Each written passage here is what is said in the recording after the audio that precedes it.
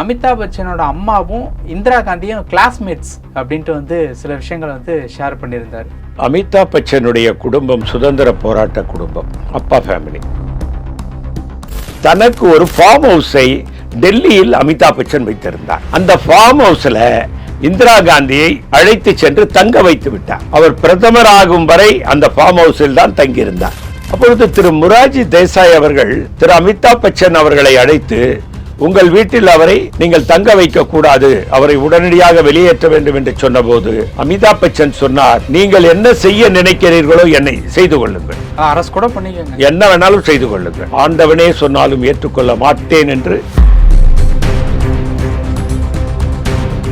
1984 ஆண்டு அன்னை இந்திரா காந்தி சீக்கிய தீவிரவாதிகளால் தாக்கப்பட்டு படுகொலை செய்யப்படுகிறார். படுகொலை செய்யப்பட்டவுடன் அந்த நேரத்தில் ராஜீவ் காந்தி கல்கட்டாவில் இருக்கிறார். அவருக்கு மிகவும் வேண்டிய அமிதாப் பச்சனை அனுப்பி அவரை மன தைரியத்தோடு டெல்லிக்கு அழைத்து செல்லுங்கள் என்று சொல்லுகின்ற நேரத்தில் டெல்லிக்கு அழைத்து வந்து இந்திரா காந்தி அடக்க முடியும் வரை பக்கத்திலேயே இருந்து எல்லா காரியங்களையும் செய்தவர் திரு அமிதாப் பச்சன். ஐஸ்வர் ராய் வந்து அவங்களதும் காதல் திருமணம் தான், அபிஷேக் பச்சன்.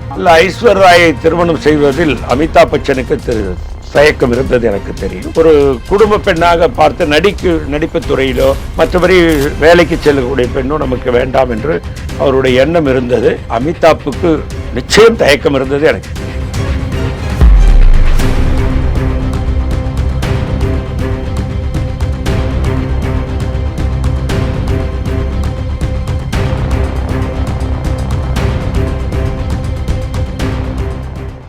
ரியல் ஒன் நேயர்களுக்கு வணக்கம். இன்று நம்மளுடைய நேர்காணலுக்கு காங்கிரஸ் கட்சியை சேர்ந்த திரு பொன் கிருஷ்ணமூர்த்தி அவர்கள் இணைஞ்சிருக்காங்க. சார் வணக்கம். வணக்கம் சார். சார், காங்கிரஸுக்கும் நடிகர் அமிதாப் பச்சனுக்கும் உண்டான தொடர்பு அப்படிங்கிறது எப்படி? இது எப்படி நான் பார்க்குறேன் அப்படின்னா, 1984 எலெக்ஷனில் காங்கிரஸுக்காக அமிதாப் பச்சன் வந்து பிரச்சாரம் பண்ணார், பயங்கரமான ஒரு கூட்டம் வந்துச்சு அப்படின்னு சொல்லிட்டு ஃபோட்டோஸில் பார்த்துருக்கோம். அப்புறம் ரஜினிகாந்த் அவர்கள் வந்து வேட்டையன் அப்படின்னு சொல்லிட்டு ஒரு படம் வந்து நடித்தார். அந்த படம் வந்து 2024 ரிலீஸ் ஆச்சு. அந்த படத்தினுடைய இசை வெளியீட்டிலால் அமிதாப் பச்சன் அவர்களை பற்றி பேசும்போது, அமிதாப் பச்சன் அவர்களும் அந்த படத்தில் நடிச்சிருந்தாங்க. அமிதாப் பச்சன் பற்றி பேசும்போது ரஜினிகாந்த் அவர்கள் வந்து அமிதாப் பச்சனோட அம்மாவும் இந்திரா காந்தியும் கிளாஸ்மேட்ஸ் அப்படின்ட்டு வந்து சில விஷயங்களை வந்து ஷேர் பண்ணியிருந்தார். அவருக்கும் காங்கிரஸ் கட்சிக்கும் உண்டான தொடர்பு அப்படிங்கிறது எங்கிருந்து ஸ்டார்ட் ஆச்சு? அது என்ன விஷயங்கள்? அமிதாப் பச்சனுடைய குடும்பம் சுதந்திர போராட்ட குடும்பம். அப்படியா? அப்பா ஃபேமிலியா அம்மா ஃபேமிலியா? அப்பா ஃபேமிலி. நான் ஒரு முறை குதுப் மினார் பக்கத்தில், டெல்லியில் குதுப் மினார் பக்கத்தில் அன்னை மரகதம் சந்திரசேகரனுடைய நீண்ட நாள் நண்பர் ஒரு சிங், அவர் பஞ்சாபி. அவர் வீடு மிகப்பெரிய அரண்மனை. ஒரு டைனிங் டேபிள்ல 40 பேர் ஒரே நேரத்தில் அமர்ந்து சாப்பிடக்கூடிய அளவுக்கு டைனிங் டேபிள். அவர் மிகப்பெரிய செல்வந்தர். நண்பர்களை அழைத்து தினமும் உணவு கொடுத்து அவர்கள் சாப்பிடுவதை அழகு பார்ப்பவர். அவர் இந்திரா காந்தியினுடைய நண்பரும் கூட. அந்த சிங் ஒரு நாள் அவர் மரகதம்மாவை பகல் சாப்பாட்டுக்கு அழைத்திருந்தார். மதிய சாப்பாட்டு டெல்லியில குதுப் மினார் பக்கத்தில் அவர் வீடு. நானும் அன்னை மரகதம் சந்திரசேகரும் அந்த லஞ்சுக்கு போனோம். உள்ள போகும்போது டேபிள்ல பார்த்தா அமிதாப் பச்சன் உட்கார்ந்துட்டு இருக்காரு. இதெல்லாம் எந்த வருஷம் சார்? இதெல்லாம் வந்து 1986-87 வச்சுக்கோங்களேன். 40 வருஷத்துக்கு முன்னாடி. ஆமா, அந்த காலகட்டத்தில் அமிதாப் உட்கார்ந்துட்டு இருக்காரு. பொண்ணோட மரகதம்மா அவருக்கு பரிச்சயமானவன், அம்மா வாங்க அப்படின்னு சொல்லி உட்கார்ந்தாரு. சிங்கம் வந்தார், பேசிக்கிட்டே இருந்தோம். அப்போ சிங்கு எங்கிட்ட ஒரு ஃபோட்டோ கொடுத்த கிருஷ்ணமூர்த்தி, என்ன அவருக்கு தெரியும், என்னை பேர் வச்சு கூப்பிட்ற அளவுக்கு தெரியும். அமிதாப்புக்கு தான் தெரியாது. அமிதாப்புக்கு வந்து சிங்கு தான் அறிமுகப்படுத்துகிறார். இவர் வந்து கிருஷ்ணமூர்த்தி மரகதம்மாவோட நிழல் மாதிரி இருப்பார், அவங்களுக்கு ரொம்ப வேண்டியவர் அப்படின்னு என்னை முதல் அமிதாப் பச்சன்கிட்ட அறிமுகப்படுத்திட்டு ஒரு ஃபோட்டோ ஒன்று கொடுக்குறார். அந்த ஃபோட்டோ ஒன்று வாங்கி பார்த்த உடனே நேரு அமர்ந்து இருக்கிறார். என்ன மாதிரி நேரு மடியில் ஒரு குழந்தை உட்கார்ந்துருக்கு. குழந்தைன்னா ஒரு 5 வயசு குழந்தை வச்சுங்களேன். இந்த பக்கம் 4 வயதில் ஒரு குழந்தையும் இந்த பக்கம் 5 வயதில் ஒரு குழந்தையும் நிற்கிறார்கள். அப்போ என்கிட்ட கொடுத்துட்டு, நேரு உங்களுக்கு தெரியும், இந்த 3 குழந்தை யார் சொல்லுன்னு சொன்னார் என்கிட்ட. அமிதாப் பச்சனா? அந்த சிங்கு வந்து அமிதாப் பச்சன் ஃபாதருக்கும் வேண்டியவர். நான் உடனே ஒரு நிமிடம் கூட ஒடிக்காம அமிதாப் பச்சன், நேரு மடியில் அமர்ந்திருப்பவர் அமிதாப் பச்சன், வலதுபுறம் இருப்பவர் சஞ்சய் காந்தி, இடதுபுறம் இருப்பவர் ராஜீவ் காந்தி என்று சொன்னவுடன் அப்படியே குதூகலித்து போனார் சிங்கு. அந்த டேபிள் அங்கேருந்து எழுந்து எனக்கு கை கொடுத்து, அமிதாப் பச்சன் வெரி குட், ஈஸியாக கண்டுபிடிச்சிட்டீங்களே எப்படின்னாரு. ஹிந்தியில் தான் கேட்குறாரா? ஆங்கிலத்தில் கேட்டார், எப்படி கண்டுபிடிச்சிட்டீங்கன்னு கேட்டார். நான் சொன்னேன், என்னங்க பார்த்த உடனே தெரியுதுங்க, அப்புறம் கண்டுபிடிக்கிறதுக்குன்னா இதுக்கு ஒரு பெரிய ஆராய்ச்சியாக பண்ணணும்னு சொன்னேன். அப்போ பெரிய ஸ்டாரு. ஐயோ சூப்பர் ஸ்டாருங்க. இந்தியா முழுக்க அவர் எடுத்த இந்த சோலே என்ற படமெல்லாம் அந்த நேரத்தில் பிச்சு உதறுது. தர்மேந்திரா அவரெல்லாம் நடித்த அந்த படம் சும்மா சக்கப்போடு போடுற படம் அந்த காலகட்டத்தில். அப்போது ஒரு நேரத்தில் இந்திரா காந்தி வந்து எமர்ஜென்சி காலத்துக்கு பிறகு திரு மொரார்ஜி தேசாய் அவர்கள் ஒரு நல்ல மனிதர், நேர்மையானவர், சுதந்திர போராட்ட வீரர், அதிலெல்லாம் மாற்று கருத்து இல்லை. அவர் பிரதமரானவுடன் தான் பிரதமராவதை இந்திரா காந்தி தடுத்தார். பெருந்தலைவர் காமராஜர் தன்னைத்தான் பிரதமராக்கியிருக்க வேண்டும், ஆனால் நேரு குடும்பத்தை சேர்ந்தவரை தலைவராக முதல் பிரதமராக்க வேண்டும் என்பதற்காக தன்னை புறக்கணித்து விட்டார் காமராஜர் என்ற கோபம் காமராஜர் மேலும் இருந்தது, இந்திரா காந்தி மேலும் இருந்தது மொரார்ஜி தேசாய். அந்த எமர்ஜென்சி காலகட்டத்தில் திரு ஜெயபிரகாஷ் நாராயணன் ஒரு மாபெரும் சுதந்திர போராட்ட வீரர், காந்திக்கு வேண்டியவர், நேருக்கு வேண்டியவர். அந்த காலகட்டத்தில் நீங்கள் பார்த்தீங்கன்னா அவர் வந்து அவருக்கு ஆக்சுவலாக பார்த்தீங்கன்னா பிரதமருக்கு என்று ஒரு தனியான பங்களா ஒதுக்கணும். முன்னாள் பிரதமருக்கு தனியாக ஒதுக்க வேண்டும். நாடாளுமன்ற முன்னாள் உறுப்பினர்களுக்கு ரயில்வே பாஸ் என்பது அவர்கள் எப்போ எந்த நேரத்தில் வேணாலும் ட்ரெயினில் இந்தியா முழுக்க சுற்றி வரக்கூடிய பாஸ் வழங்கப்படும். அந்த பாஸ் வழங்கப்படவில்லை, வீடு வழங்கப்படவில்லை.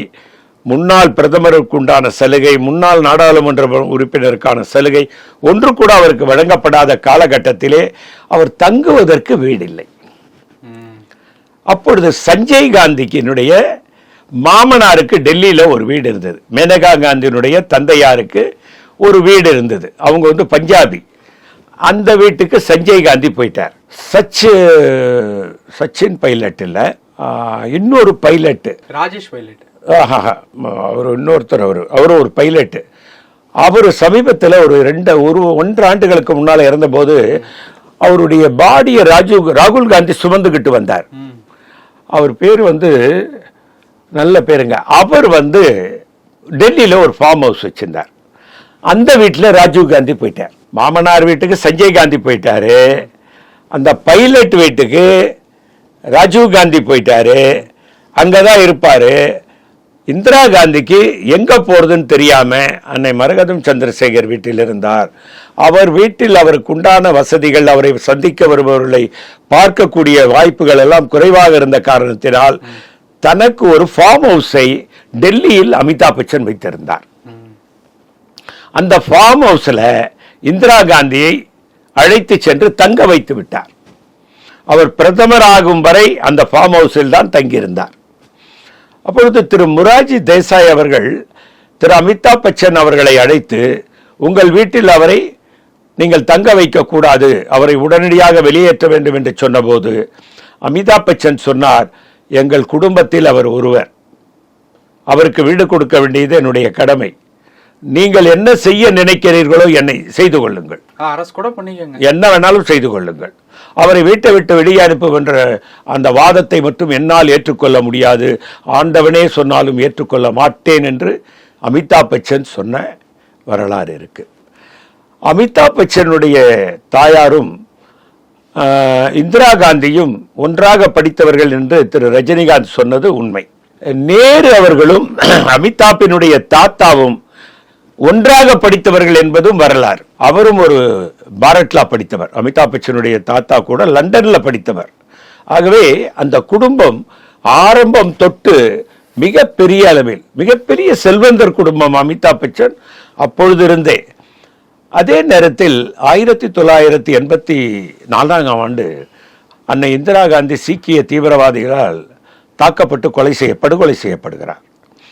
படுகொலை செய்யப்பட்டவுடன் அந்த நேரத்தில் ராஜீவ் காந்தி கல்கட்டாவில் இருக்கிறார். ஒடிந்து நொடிந்து போயிருக்கிறார். அங்கிருந்து அன்னை சோனியா காந்திக்கு கூட வரக்கூடிய தகவல், மிகவும் சோர்ந்து போயிருக்கிறார்.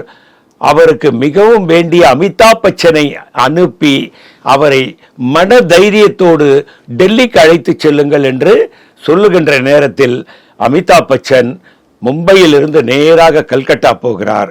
கல்கட்டாவிலிருந்து தன்னுடைய தோழன் தோளில் கையை போட்டு ஆறுதல் கூறி டெல்லிக்கு அழைத்து வந்து இந்திரா காந்தி அடக்க முடியும் வரை பக்கத்திலேயே இருந்து எல்லா காரியங்களையும் செய்தவர் திரு அமிதாப் பச்சன். இப்போ அமிதாப் பச்சன் காங்கிரஸுக்கும் காங்கிரஸினுடைய தலைமை ஃபேமிலிக்கும் இவ்வளவு ஒரு நெருக்கமான ஒரு நபரா இருந்திருக்காருல்ல, ஏன் அவர் அரசியல்ல தொடரல? அவருக்கு அவங்க மனைவி இப்போ ராஜ்யசபா எம்பியா இருக்காங்க, ஜெயா பச்சன். அவங்க கூட சமாஜ்வாடி பார்ட்டியில தான் இருக்காங்க. ஊபியிலிருந்து தான் ராஜ்யசபா வந்திருக்காங்க. அவர் கொஞ்ச நாள் அரசியலுக்கு ராஜீவ் காந்தி இருக்க வரைக்கும் இருந்தார். ராஜீவ் காந்தியினுடைய மறைவுக்கு பிறகு அவர் அரசியலிலிருந்து ஒதுங்கி விட்டார். காரணம், தன்னுடைய நெருங்கிய நண்பன் இது போன்ற ஒரு தேவையில்லாத ஒரு படுகொலை செய்யப்பட்டார். அதை அவரால் தாங்கிக் கொள்ள முடியவில்லை. ஆகவே ராஜீவ் காந்தியினுடைய இறப்பு அவரை அரசியலிருந்து ஒதுக்கி வைத்து விட்டது என்பதுதான் உண்மையான வரலாறு. அதை அவர் மனது ஏற்றுக்கொள்ளவே இல்லை. அரசியலுக்கு நாம் பொருத்தமற்றவர் என்பதை அவர் நினைத்து கொண்டு அவருடைய மனைவி தான் அரசியலுக்கு போக வேண்டும் என்று சொன்ன காரணம் போது அவர் காங்கிரஸில் தான் அவரை ஆக்க வேண்டும் என்று நினைத்த போது முலாயம் சிங் யாதவ் அவர்கள் திரு அமிதாப் பச்சன் மேல் உள்ள பற்றின் காரணமாக, ஜெயா பச்சன் மீது உள்ள பற்றின் காரணமாக அழைத்து அவருடைய சமாஜ்வாடி பார்ட்டியில் அவரை எம்பி ஆக்கியிருக்கிறார். இன்று வரை அவர் எம்பியாக தொடர்கிறார். நாடாளுமன்றத்திலே பெண்களுக்கான முதல் குரலை யார் எழுப்புகிறார் என்றால் அமிதாப் பச்சனுடைய மனைவி ஜெயா பச்சன் தான் எழுதியிருப்பார். நாடாளுமன்ற வரலாறை பாருங்கள். ஜெயா பச்சன் அவர்கள் சிறந்த நாடாளுமன்றவாதி. எந்த விஷயமா இருந்தாலும் அவர் நடிகர், மிகவும் சிறப்பான இந்தி நடிகர். லவ் மேரேஜா? நடிக்கும் போதுதான் அவர்களுக்குள் காதல் ஏற்பட்டு திருமணம் செய்து கொண்டார் ஜெயா பச்சன் அவர்களை. அந்த கல்யாணத்தை முன்னின்று நடத்தி வைத்தவர் ராஜீவ் காந்தி, சஞ்சய் காந்தி, 2 பேர் தான் முன்னின்று. நேரு குடும்பம் தான் அவங்களுக்கு தெரியும், வேற யாரையும் தெரியாது. அதனால்தான் சில வாரங்களுக்கு முன்னால் ராகுல் காந்தி பிரதமராக பதவியேற்கும் காலம் நெருங்கிவிட்டது. இதே வாட சொன்னார் அமிதாப் பச்சன். அவர் உடனடியாக பதவியேற்றுக் கொள்ள வேண்டும். நாட்டில் நடக்கக்கூடிய நடப்புகள் சரியாக இல்லை. மதசாயம் பூசப்படுகிறது. எந்த காரியத்திற்கும் மதசாயம் பூசப்படுகிறது. மக்கள் வாட்டி வதைக்கப்படுகிறார்கள். ராகுல் காந்தி உடனடியாக பொறுப்பை ஏற்க தயங்கக்கூடாது. பிரதமராக அவர் பொறுப்பை ஏற்க வேண்டும். காங்கிரஸ் இந்த நாட்டை ஆள வேண்டும் என்று பதிவு செய்தார் என்றால் சில வாரங்களுக்கு முன் இன்னும் எண்ணத்திலும் நினைப்பிலும் ஒரு காங்கிரஸ்காரனாக வாழக்கூடிய மாபெரும் வரலாற்று நாயகன் தான் அமிதாப் பச்சன். இப்போ சார், அமிதாப் பச்சன் ஒரு இடத்துல கடன் அடைஞ்சு பயங்கரமா கஷ்டப்பட்டாரு அப்படிங்கிற மாதிரி கேள்விப்பட்டோம் இல்லையா? அது என்ன விஷயத்தினால நடந்துச்சு? அந்த நேரத்தில் அவருக்கு யாருமே உதவிக்கு வரலையா? எப்படி? இல்லைங்க, அவருக்கு சினிமா படம் என்பது எல்லா நேரங்களிலும் சினிமாவில் எல்லோரையும் தூக்கிவிடும் என்றெல்லாம் சொல்ல முடியும். நான் சினிமா துறையில் இருந்தவன் என்ற முறையில் என்னிடம் கூட பல பேர் சொல்லுவார்கள், நான் படத்தோடு சினிமாவுக்கு போனவேன். ஆனால் அங்கே என்ன சொல்லுவார்கள் தெரியுமா? பணமே கையில் ₹1 கூட எடுத்துக்கொள்ளாமல் சினிமா துறைக்குள் வர வேண்டும். அப்பொழுதுதான் நாம் கடன்காரன் ஆக முடியாது, கையில் வைத்திருக்கக்கூடிய பணத்தை இழக்க முடியாது. வந்தால் வரவில் வைக்கலாம், இல்லாவிட்டால் செலவில் வைக்கலாம் என்று. நீங்கள் பார்த்தீங்கன்னா பாலச்சந்தர், பாரதி ராஜா, ஸ்ரீதர், பாக்யராஜ் போன்றவர்கள் பணத்தோடு சினிமா துறைக்குள் வரவே இல்லை. ஆனால் அதுக்கப்புறம் கொடிகட்டி பறந்த வரலாறும், ஏன் ரஜினிகாந்தை கூட எடுத்துக்கொள்ளலாம். இவர்களெல்லாம் ஒரு ஏழ்மை நிலையில் தான் சினிமாவினுள் நுழைந்தார்கள். ஆனால் அமிதாப் பச்சன் அப்படி அல்ல, பரம்பரை பணக்காரர். ஒரு 2-3 படங்கள் அவருக்கு தோல்வியை கொடுத்து விட்ட காரணத்தினால் அப்பொழுது ஒரு சிறிய தடுமாற்றம் வந்தது. அதற்கு பிறகு அவருடைய மருமகள் உலக அழகி அவங்க ஐஸ்வர்யா வந்ததற்கு பின்னாலே அவர்களுடைய பணம், அவர்களுடைய நடிப்பு, அவருடைய மகன் அவர் நடித்த படங்கள் இதெல்லாம் வந்து ஓரளவுக்கு இப்பொழுது பழைய நிலைக்கு வந்து விட்டார். இப்போது சிறிய கடன் வந்தது. சினிமா துறையிலே கடன் வராமல் பார்த்து கொள்ள வேண்டும். வேஷ்டியை மடிச்சு கட்டு என்ற ஒரு படத்தை திரு பாக்யராஜ் அவர்கள் தமிழிலும் இந்தியிலும் எடுத்து அன்றைக்கு கீழே விழுந்தவர் இறக்கும் வரை எழுந்திருக்கவே இல்லை. அவ்வளோ கடன். அவ்வளோ கடன். எவ்வளோ இருக்கும்? நிறைய கோடிக்கணக்கான சினிமாலாங்க இப்பெல்லாம் நீங்க பாத்தீங்கன்னா ஒரு நம்ம அல்லு அர்ஜுனா இருக்காரு, 300 கோடி வாங்குறாரு படத்துக்கு. ஒரு படத்துக்கு 300 கோடி. உங்களுக்கு அவர் தெரியும்ல? அவர் வீடு கூட இப்போ ஒரு யூடியூப் சேனல் நடக்குது. சிரஞ்சீவியே எனக்கு ஒரு அளவுக்கு தெரியும், காங்கிரஸ்ல இருந்ததுனால. அல்லு அர்ஜுனாலாம் பார்த்திருக்கிறத தவிர பழக்கம்லாம் கிடையாது, பழக்கம் கிடையாது.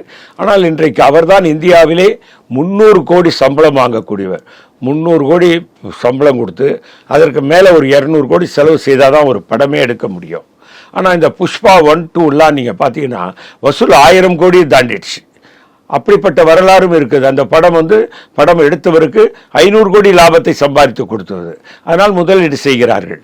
இப்பொழுது அது போன்று இப்போ அந்த 500 கோடி எடுத்து படம் எடுக்கிறார் என்றால் அது கீழே விழுந்து விட்டால் நடுத்தருக்கு தான் போனோம். அப்படி அந்த வேஷ்டியை மடிச்சு கட்டு என்ற படம் இந்தியில எடுத்த போதுதான் அவர் கையை சுட்டு கொண்டார். அதற்கு பின்னால் நீங்கள் பார்த்தவர பட்டிமன்றம் வரைக்கும் வர வேண்டிய நிலைக்கு வந்து விட்டது. நீங்கள் பார்த்திருப்பீர்கள். அமிதாப் பச்சன் அதுக்கப்புறம் ஒரு நல்ல நிலைமைக்கு வந்தார்ல. அவர் கஷ்டத்துல இருக்கக்கூடிய காலகட்டத்துல காங்கிரஸ் எதுவும் ஹெல்ப் பண்ணலையா பொருளாதார? சார், அதாவது காங்கிரஸ் என்பது ஒரு பெரிய பணக்கார கட்சி. அம்பானி, அதானி எல்லாம் உங்களுக்கு, அம்பானி குறிப்பாக அமிதாப்பினுடைய குடும்பத்துக்கு நெருக்கமான குடும்பம். அவர்களெல்லாம் கொஞ்சம் உதவி செய்திருப்பார்கள். நமக்கு அது தெரியறதுக்கு வாய்ப்பு இல்லை. தெரியாத நம்ம அதை சொல்ல வேண்டியதில்லை. உதவி செய்திருப்பார்கள். காங்கிரஸிலும் பல பேர் அவருக்கு உதவி செய்திருக்கிறார்கள். காங்கிரஸ் கட்சிக்கிட்ட எப்பவுமே பணம்லாம் நாங்கள் நிறையெல்லாம் வச்சிருக்க மாட்டோம். காங்கிரஸ் இயக்கம் என்பது, நீங்கள் காங்கிரஸ்காரனை ஒருத்தனை போய் நீங்கள் ஒரு மாவட்டத்துக்கு போனீங்கன்னா, இப்போ திருச்சி மாவட்டத்துக்கு போங்க, ஒரு காங்கிரஸ்காரனை வீட்டிலேருந்து கூப்பிட்டீங்கன்னா அவன் தலையில் எண்ணெய் கூட இருக்காது. அவன் வீட்டில் அன்றைக்கி ரசம் வச்சு அப்பளம் பொரிச்சு தான் சாப்பிட்ருப்பான். இப்படி நிலை உள்ள காங்கிரஸ்காரன் இந்த காங்கிரஸ் அலுவலகத்தில் எல்லாம் பணம்லாம் காங்கிரஸ்காரன்கிட்ட இருக்காது. ஆனால் காங்கிரஸ் நண்பர்கள் அவருக்கு உதவியார்கள்.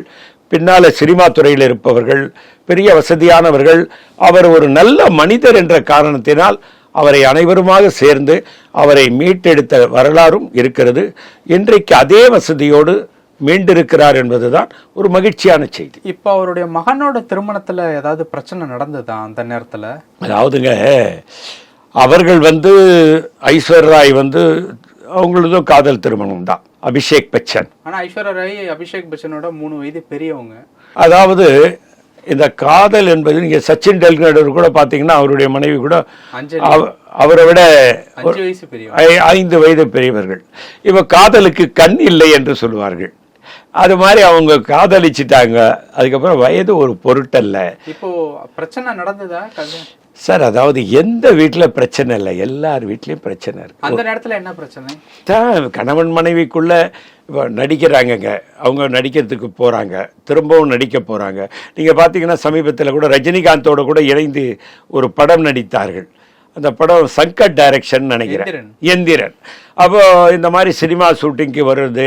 சில நேரங்களில் இந்த வேலைக்கு போகிற மனைவிகள், சினிமா நடிக்கக்கூடியவங்க மேலே இந்த குடும்பத்தில் இருக்கவங்க பெரியவங்க இருக்காங்க பாருங்கள், சும்மாவே எதையாவது ஒன்று கிளப்பி விடுவாங்க. கணவன் அமைதியாக இருந்தால் கூட ஏன் இவ்வளோ லேட்டாக வந்தா நீ கேள்றா அப்படின்னு சொன்ன வரலாறுலாம் நம்ம பார்த்துருக்கோம். இவன் கணவன் மனைவி மேலே சந்தேகப்பட மாட்டான். கணவனுக்கு மனைவி பற்றி தெரியும், மனைவிக்கும் கணவனை பற்றி தெரியும். ஆனால் வீட்டில் இருக்க சில பேர் என்ன பண்ணுவாங்க, பையனோட அம்மாவோ அப்பாவோ ஏன் இவ்வளோ லேட்டாக வரா கேளு, பெண் இரவில் வெளியே போகலாமா, அது இந்திய கலாச்சாரத்துக்கு ஏற்றதா, இப்படியெல்லாம் சொல்லி கொடுத்து அது போன்ற சில தகராறுகள் அது இப்பொழுது மீண்டெடுத்து ஒரு குழந்தை இருக்குது. மிக அமைதியான வாழ்க்கையை தான் ஐஸ்வர்யா ராயும் அபிஷேக் பச்சனும் வாழ்ந்து கொண்டிருக்கிறார்கள் நான் கேள்விப்பட்டவரை. திருமணத்தின் போது, அதாவது 2 பேருக்கும் கல்யாணம் அப்படிங்கிற போது அமிதாப் பச்சனுக்கெல்லாம் சம்மதம் இருந்ததா இவங்களை கல்யாணம் பண்ணி கொடுக்கலாம்? இல்ல, ஐஸ்வர்யா ராயை திருமணம் செய்வதில் அமிதாப் பச்சனுக்கு தயக்கம் இருந்தது, எனக்கு தெரியும். தயக்கம் இருந்தது. என்ன தயக்கம்? அதாவது வேண்டாம், நம்ம ஒரு குடும்ப பெண்ணாக பார்த்து நடிப்பு துறையிலோ மற்றபடி வேலைக்கு செல்லக்கூடிய பெண்ணோ நமக்கு வேண்டாம் என்று அவருடைய எண்ணம் இருந்தது. ஆனால் அபிஷேக் பச்சன் உறுதியாக ஐஸ்வர்யாவை திருமணம் செய்து கொள்ள வேண்டும் என்ற ஒரு எண்ணத்தில், ஐஸ்வர்யா என்பவர் உலக பேரழகிங்க அவங்க. நீங்கள் ஒரு காலத்தில் நான் டெல்லியில் போய் இறங்கினேன்னா டெல்லி முழுக்க ஐஸ்வர்யா படம் தான் இருக்கும். ஏர்போர்ட்டில் ஐஸ்வர்யா படம் வைத்து விளம்பரம் செய்தால்தான் அது விற்பனை ஆகும் என்று பல பேர் அவரை போட்டி போட்டுக்கொண்டு விளம்பர மாடலாக எடுத்துக்கொண்ட வரலாறுலாம் இருக்கு.